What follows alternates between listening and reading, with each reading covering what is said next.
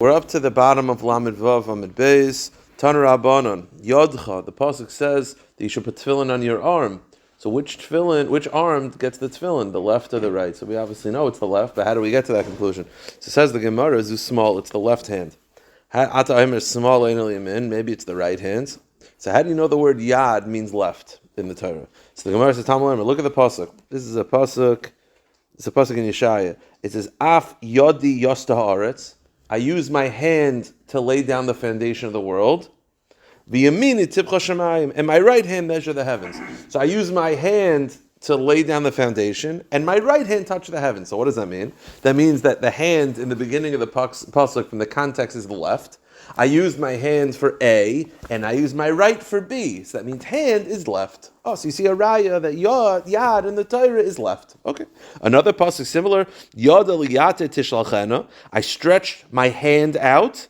V'yamina lahalmei samalim. And my right hand picked up a hammer. Again, I used hand for A, and I used my right for B. That means hand is left. A third pasuk. Lama tashiv yadcha. Why do you withdraw your arm, your hand, your arm, whatever? V'yamincha mikaru chekecha kalei. And your right hand is removed from the chest. The point is, again, every one of the pasuk implies that yad is left. Says the Gemara, Rav Yosi doesn't like this. By the way, Rav Yosi Acharim, if you look at Rashi, why was he called Rav Yosi Acharim? It's interesting. Rashi says, why was he called Yosi Acharim? Chayt my meshuka. He had a problem with his nose. His nose was like inverted.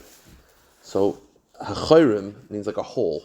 So Rav Yosi, the hole guy. So Taisus doesn't like this because Taisus says, how could it be Tema hu loyma shekinei b'loshin kanai? Taisus says, you telling me that they called him that because he had a deformity in his face? Al Shem Ekayim. Taisus says he was from a place called Hachirim. But it's interesting that Rashi and Taisus. Okay. Anyway, the kids are Rav Yosi Hachirim Omer. He says, I don't like your approach. What's your approach? That the source that the word yad means left is because these psukim imply the word yad means left. I have a pasuk that means that the word yad means right. What does the pasuk say? V'yar Yisrael, the Yar Yosef, ki yoshis aviv yad yaminoi. Yosef saw that his father placed his right hand when he was doing the brachas. Yad yaminoi. Oh, so you see that yad means yamin in this case? So the Gemara responds, no. Idach yad yaminoi ikri, yad stam ikri. It doesn't say yad. It says Yad Yamin. Adarabba, the very fact that the Torah had to specify Yad Yamin implies that the word Yad actually means left. So all these opinions so far is that the way I know that Yad means left is because that's the standardized ruling of the pasuk. Rav Yosi Acharim is the one who disagrees. So says the Gemara of Nasan Omer, another source, Einot Tzarech. I don't need a pasuk to tell me you put tefillin on the left hand. Why? Because the pasuk says Ukshartem, that you should tie the tefillin, Uksavtam, and you should write the mezuzah. Now, which hand do you write with? The right. That means that the hand that you tie with is the right. If I'm tying the tefillin with my right hand, that means it's being placed on my left hand. Right? Ksiva is with the yamin, kshir is the yamin. If I'm kosher my tefillin, if I use my right hand to tie the tefillin, to wrap the tefillin, that means by definition it's on my left hand. So says the Gemara, it's not possible to I'm not capable of wrapping my own tefillin on my one hand now. Ma ksiva b'yamin, af kshir b'yamin. V'kiva the kshir b'yamin, hanacha b'smali. So that's the source of Rav Nasan. Now the only issue is how do Rav Yosi Acharim know that it's tefillin's on the left hand? Because we said the yad, but he was the one who said, I find the word yad implying the right hand. So Rav Yosi Acharim, hanacha b'smali, nafkalim hechad nafkalim Rav Nasan. Rav Yosi Acharim holds like Rav Nasan, that the source is not from the word yad, but ukshira, uksavtem, ukshartem. Fine. Rav Ashi on another source, which I think is the most famous source, it says Yadcha with a hey. You know how you could read Yadcha? You could split them into two words. Yad Keha, the weak hand. Yad Ke, the weak hand. So that's how he says the extra hey is to split into two words. Instead of Yadcha, your hand, Yad Ke, the weak hand. And the weak hand is a left hand. Ksiv Behei, Keha is the hand. By the way, okay, fine. I'll go back to Rav Ashi. Rashi says like this. So you're telling me that the way I know it's the left hand is because Yadcha with extra hey, you split into two words, Yad Ke. For some reason, we have these concepts that certain letters are interchangeable with each other. A hey and a ches are interchangeable. So maybe it shouldn't be Yad Ke, it should be Yad Koyach. Change the hey to a ches.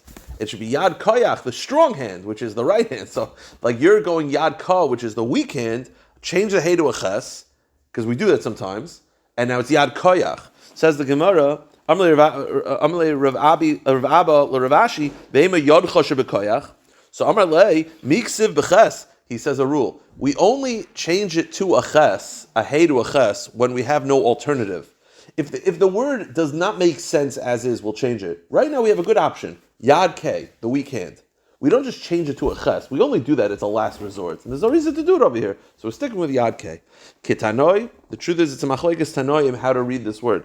Yodcha behei, zu small. The Tana Kama Mamish says Yad K, Yodcha, Yad K with a hey.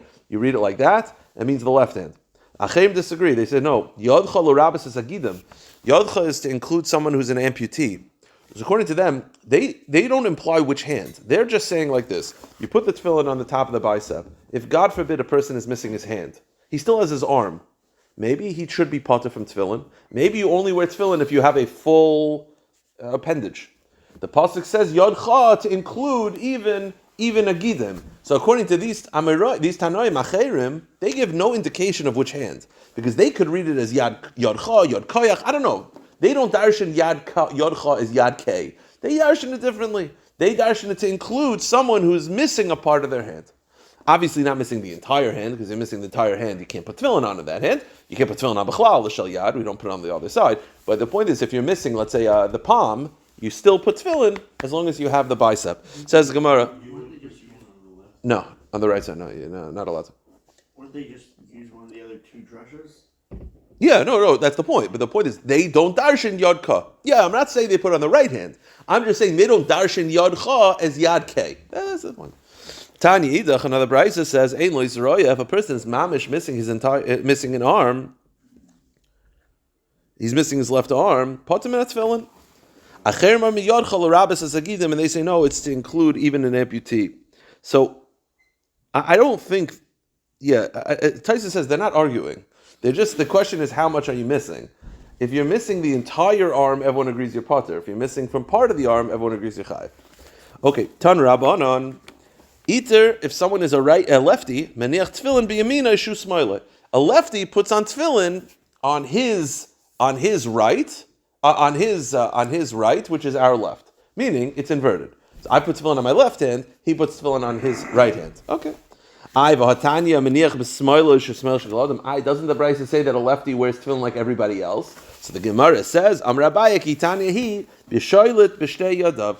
That Brisa is talking about a person who's ambidextrous. If you're ambidextrous, then you wear it like a righty, meaning like a regular person. But if you're mamish a lefty, then, and this is the famous Shaila of what's the definition of a lefty, writing, strength. Okay, it's not for now. Tana the Menachos al yodcha zuki bayrus. Now we're going to talk about until basically, for most of the rest of the daf, where do you put the tefillin?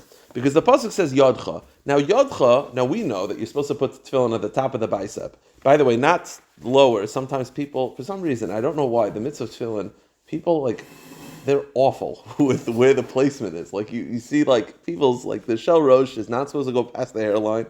And you see all the time these old people where it's mamish all the way down. And the shel yad is supposed to be on the top of the bicep. You're supposed to be able to put 2 or 3 fingers between. By the way, even if you don't have hair now, you had hair. Someone was born with hair at some point. The point is, you put your 3 fingers by the elbow. That's where the tefillin should be. It should be above that. It should not be mamish in the pit of the elbow. So how do you know though? Here's the problem. We're going to have to prove it. It says, Yodecha is your palm, technically. Beinenecha is between your eyes. Now we know that both of them are not true. It's not between the eyes, it's on the top of the head, and we know it's not on the palm, it's on the bicep. So we're going to have to prove each one. So let's go through each one. You put the tefillin on the arm, zuki bayrus. It's on the top of the bicep muscle. And beinenecha, and where is the tefillin shel rosh? Zu kod koid. This is a reference to the kod koid. What's the kod koid? Heicha, where is that? It's the place of the baby where it's soft. A baby at the top of the head, from the hairline till basically the center point of the head, it's soft. That entire area is the makom of the shel rosh. It's interesting back and forth before we go back to the drushes. Plima asked Rabbi the following: if someone is born tiny twins with 2 heads, so Which head do you put the tefillin on? Do you put it on the left side, on the right head? So Rabbi thought that Plima was giving him just like annoying him. So Amar Lei, Oikum Galeo Kabbalach Shamta. Go into exile or excommunicate yourself. Meaning, stop bothering me while I'm trying to teach. You're asking shadows, so what's the problem? So Rashi says, Rabbi understood that even though it's possible to be born with that, with two heads, it's not possible to survive until the age of 13. I think there are cases. There are, but it's very rare. But I think also over there, I think the cases, if I'm not mistaken, I think the cases, it's not just two heads. They have also, they share, it's a little bit into the torso, maybe two hearts or maybe one heart, I don't know. But B'kitzer, Rebbe felt that it's not Shaykh Metzias. So Rebbe said, what are you bothering me, hacking me? It's not going to get to the age of 13 anyway. So Adahachi, as they're arguing, as Rebbe's yelling at Plimai, also Hu Gavra, a guy walks into the base medrash, Amrle, Isyali Yanuka, Islay Cher Rashi. He said, I just gave birth to a baby that has two heads. And my shaila is, Kama bin Umeis L'kayin. I have a pidyon aben. A pidyon aben is 5 sloim. Do I give 5 sloim or do I give 10 sloim to the? So that was a shaila. It's obviously it's hashkacha pratis. So by the way, Rashi is going to point out Rebbe was still not wrong, but it's hashkacha pratis. So also Husaba. So a certain elder came. Always in Taisus always tells us that a certain elder is always Eliyahu Navi. Eliyahu Navi shows up and he's tanalei chayiv litin le eses sloim. You have to give 10 sloim, meaning 5 sloim for each head. It's considered like two children. Interesting. So now, as we'll see in a moment, why? Eini, is this true? Wait a minute. V'hatani Rami Bar Chama. B'toich shenema padi tiftes b'chara adam. Shemeni afil nitcha b'toich shloishim. Talmud, let me go to the next page. Achalak. The drasha is that if a child loyalenu dies before the age of 30 days, do you do a pidyon aben post-mortem? The answer is no. You don't do a pidyon aben. What are they doing upstairs? You're like cutting something or back? Yeah, I'm trying to figure out. I'm not sure what there is to cut upstairs, but all right. The point is, there's always stuff to cut. Point is, 30 days, if a child loyalenu dies within 30 days, there's no pidyon aben. So the Gemara wants to know, so what does that have to do with this? He's saying, the baby's not going to survive 30 days. Meaning, the Gemara has a tradition that a child with two heads will not survive even 30 days. So if the baby dies within 30 days, you're potter. No, I'm sorry, I misspoke. The baby will not survive a year. Rashi says. So here's the point. If it dies within 30 days, you're potter. So why am I doing a pidyon aben if the baby's not going to last a year anyway? It's ki'ilu, it's a nifter now. To that the Gemara responds, no. Shani hacha to begugal to tala rachmana. The pasuk describes giving 5 sloim per head of child, meaning, and the way Mefarshim explained, until the child passes away, it's live. The fact that it won't survive a year or 2 years or 3 years is not relevant. So if a doctor were to say this child will not survive 2 years, le'aleinu, you still would do a pidyon aben because right now the baby's alive. So am I going to, if the baby dies within 30 days, that's a different story. But right now the baby's alive. So the Gemara, by the way, the Mefarshim point out, Rebbe wasn't necessarily wrong. Rebbe was saying, stop hacking me about this because it won't get to 13. So there's no purpose of me figuring out the tefillin. This is not a steer to that. But okay. I have no idea. I think they survived. I think they were twins. They were like famous twins who just got married or something like that. There was like Siamese twins that got married. They were in their 30s. I don't know. No, I'm talking about a case where if someone is not going to last certain. Oh, that I don't know. I have to check. That I don't know. I think we do a pidyon aben. I don't know with a bracha b'shem malchus. I'm not sure. Right in the Gemara, Amar Mar Yod Chazuki Baris. Now we have to prove that the yod, when the pasuk describes placing the tefillin, it's not the palm, it's the bicep. So the Gemara says Zuki Baris Minol. And how do you know that the word yodcha in the Torah is to place the tefillin on the bicep? So the Tan Rabbanon al yodecha zugay v'shabiyad. It's the highest part of the arm, right? If you think about it, the bicep is the right above that is the armpit. I mean, that's it. So the bicep is the highest part of the arm. Maybe you're supposed to put tefillin mamish on your palm, like the way the tzedukim used to do. How do I know that it's the bicep? Amra Torah, hanach tefillin biyad, v'hanach tefillin b'roish, malaloin b'goyvish b'roish, afkan b'goyvish b'yad. Well, we compare it to the tefillin shabaroish. Just like the tefillin shabaroish, it's on the highest point of the head. Right? It's not on the nose, it's not on the chin, it's on the highest point of the head. So to the shalyat should be on the highest point of the arm, and that's the bicep. Rav Eliezer Omer, a different source. Einay tzarich, harei Omer b'halal l'chali l'ois, l'chal l'ois v'le'lechem l'ois. You ever notice how the tefillin shel roish we always uncover, but the tefillin shel yad is usually covered up. It's a shirt, a jacket. The pasuk says v'haya l'chal l'ois. L'chala ois means that the tefillin shel yad should be placed on a part of the body that only you see generally. Now, if the choices are, now by the way, as we're going to see in a moment, it doesn't mean that you have to cover with a jacket. You could technically leave it exposed, although the minhag is to cover the tefillin shel yad. But the point is, it's an area of the body that's generally covered. L'cha, it's for you and no one else. If you have a choice, palm or bicep, your palm is seen by everybody. So it wouldn't be l'chala ois. It must be a part of the arm that's covered, and therefore it's higher up in the arm. It has a little like plastic piece. Yes, that's also because you're pulling the shirt. You don't want to scratch it, whatever. But the point is, the shel roish is in an exposed part. The shel yad is supposed to be in a covered part. That's the second source that it can't be the palm. And a third source, Rabbi Yitzchak Amar ein etzarech harei oimer v'samtem es devarai eila alevavchem ukshartem. The pasuk describes placing the words of Shema on your heart and putting on tefillin, which means the shel yad is connected to the heart. So how do you do this? Because when you put it on your bicep, it's supposed to be facing your heart. By the way, that's another place that people do not do it properly. They do it here, it's hanging down. It's supposed to be that when you lay your hands flat with your palms backwards, the shel yad is pointing to your heart. That's where it's supposed to be. Because it says, and therefore it can't be the palm, because if your tefillin are on your palm, what is a shaykhis to the heart? So it says the Gemara, Shetehei sima keneged alev, Rav Chia v'Rav Acha b'Rei Ravavia mechaven u'manach l'hadeh libe. He would be meticulous to make sure that the shel yad was pointing to the heart. Rav Ashi havayasa kamidem ha'meimar havatzai Rabbi Yodeh. Okay, so Rav Ashi was one sitting by Ameimar, and he noticed that Rav Ameimar ripped his shirt, and he could see the shel yad through the hole. So he says, I thought the whole point is that the shel yad is for you to see and no one for else to see. I could see your shel yad. So he says, no. It's in a part of the body that's generally covered. But if I happen to have a hole, that's not a problem. I mean, it's not that no one can see it. It's in a part of the arm that's not generally exposed. That's the point. If it's taka on my arm and you could see it, there's no problem with that. I don't have a problem with that. Okay. Now that's how we prove that the shel yad is not on the palm. Now we have to prove that the shel roish is not literally between the eyes by the unibrow. It's on the top of the head. So Tan Rabbanan beinei necha zu goyvish beroish. Atam zu goyvish beroish. No beinei necha mamish. Maybe the tefillin should be mamish between the eyes.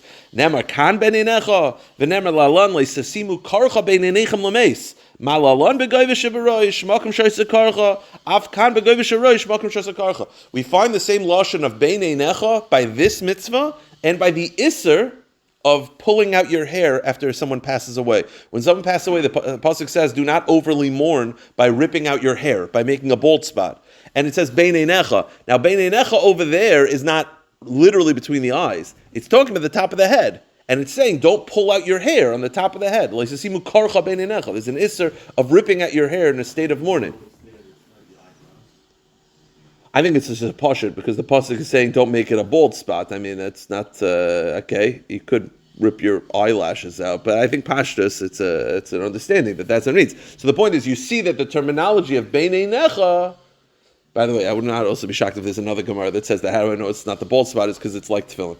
So it's like, you know what I mean? Anyway, but kitzer, so because we find beinei necha over there and that's the top of the head, so to over here, beinei necha is the top of the head. Rav Yehuda Oimer, Einay Tzarech, Rav Yehuda says, I have another source, Amr Torah, Hanach tefillin biyad, Hanach tefillin b'roish. Malalon b'makam aroy l'tam b'neged echad, Afkan makam aroy l'tam b'neged echad, Afuke beinei necha, dika baser v'seir, dika seir lavim v'kanami seir tzav. Okay, basically it's like this. The laws of tsaras, basically there's a difference between a tsaras on a spot of the body that is skin.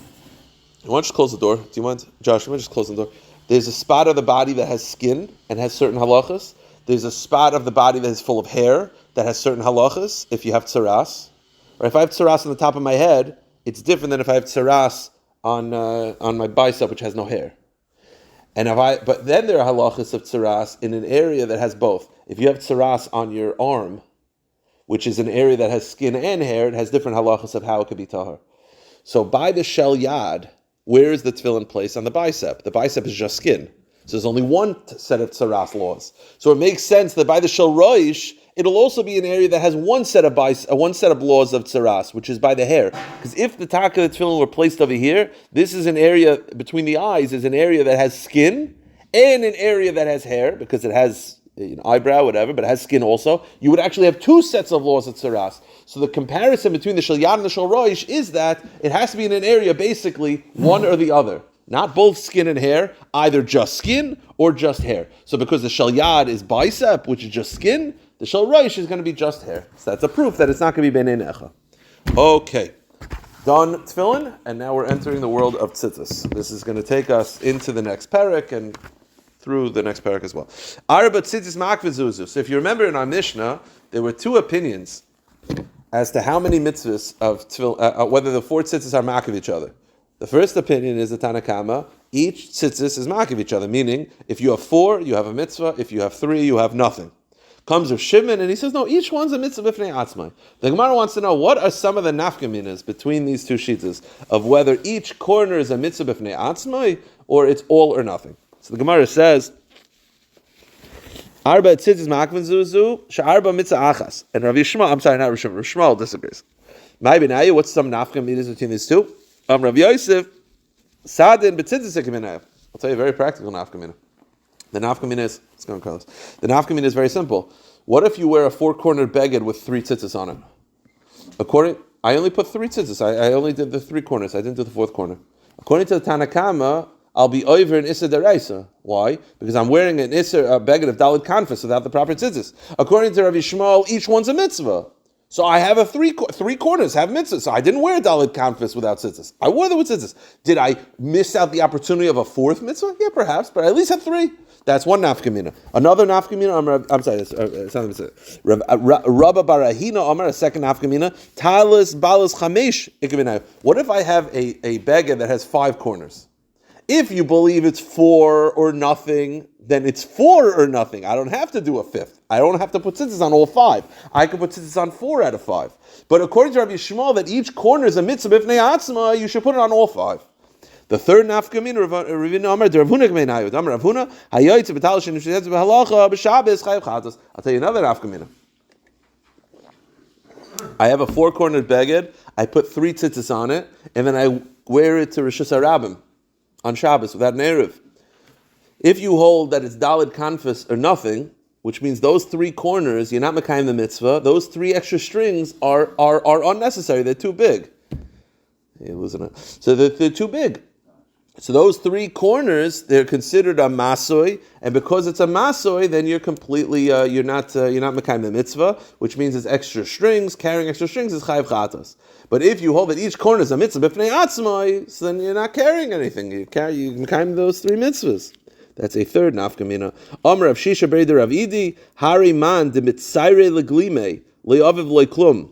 A person takes his corner, and instead of he tries to avoid the mitzvah. These are the next couple of cases. So what he does is he sort of cuts it in the middle, like at a diagonal. He tries to cut it at a diagonal, and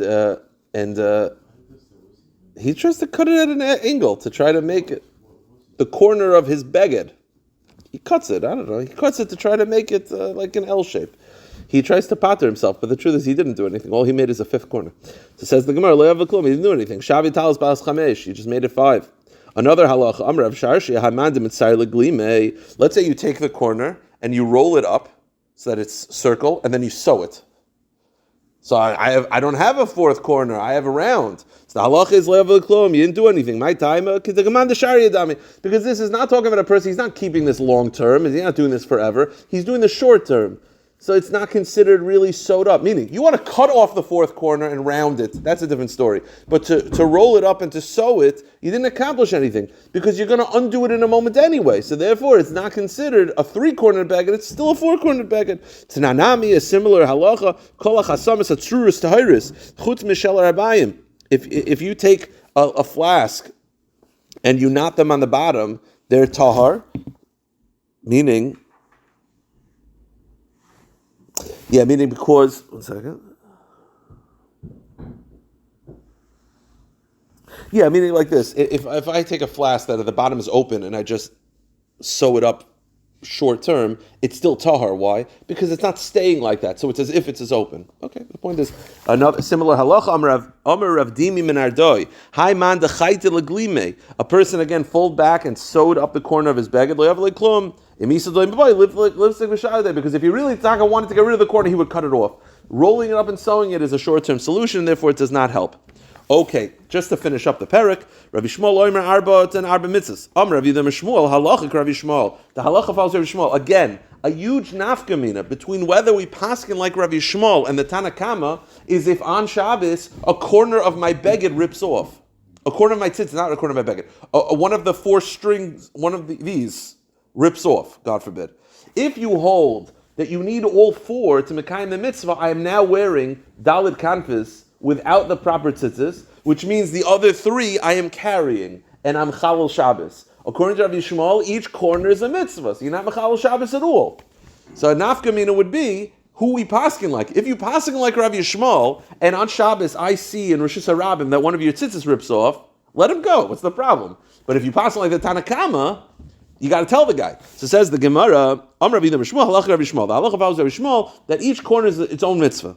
But we don't paskin like Rabbi Shmuel. We paskin that each corner is it's all four or nothing, which means if one of your tzitzis rips off on Shabbos, you have to take your talis off because you're wearing a puzzle talis and you're carrying a puzzle talis. So the Gemara will end with this: is two different maisim.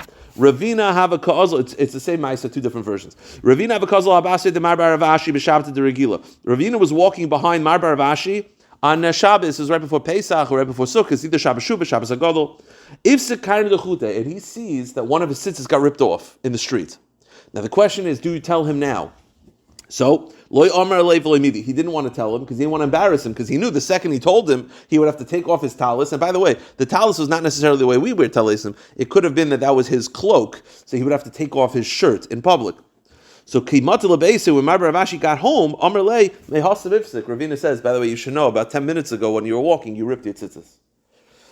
So Amar Lei, Mehasav Amar Lei, and Amr Lei Mehasim Shidise. So Ravashi said, you should have told me. I would have taken my talis off. I didn't want to carry. You should have told me right away. So meaning he was upset. You should have told me. And he had a taina. And who was this? This is Marbar Ravashi.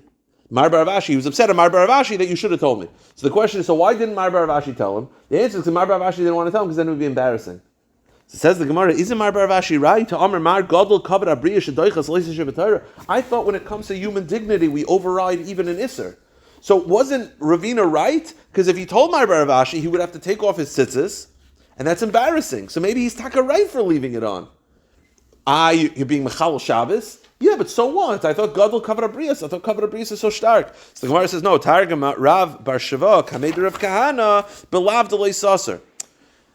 Kavod Abrius is not doicha a loisase in the Torah. Kavod Abrius is doicha in Issa derabanan. When it says a loisase, it means the lava loisaser, which is the source of all loisases derabanan. Meaning, to carry mamish in Rosh Hashanah, that Kavod Abrius doesn't help. Kavod Abrius will help you for an Issa derabanan, not in Issa deraisa. So he was right to be upset because he should have taken it off. The Gemara has a slightly different version. According to this version, he taka stopped him on the way and he said, hey, you just ripped your tefillin. He told him in the street. So now in this version, he's upset that you told him. And he says, why are you telling me? You want me to take it off? What about Kavod Abrius?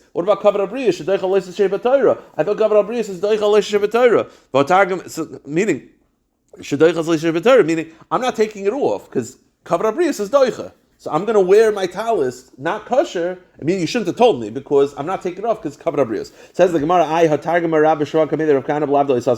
Abrius is only Doicha Nisa Darabanan. Over here, he's carrying a puzzle talis in Rosh Hashanah. So the Gemara says, no, Hachanami bekarmelis Darabanan. The answer is the case was not Rosh Hashanah. It was Taka Karmelis. So he was allowed to keep wearing his tzitzis, and that's why he told him, what are you telling me for? I'm going to keep wearing it anyway. If it was Rosh Hashanah, I'd take it off. But this is a Karmelis. Hadran Allah HaKoimitz. All right, we'll stop here.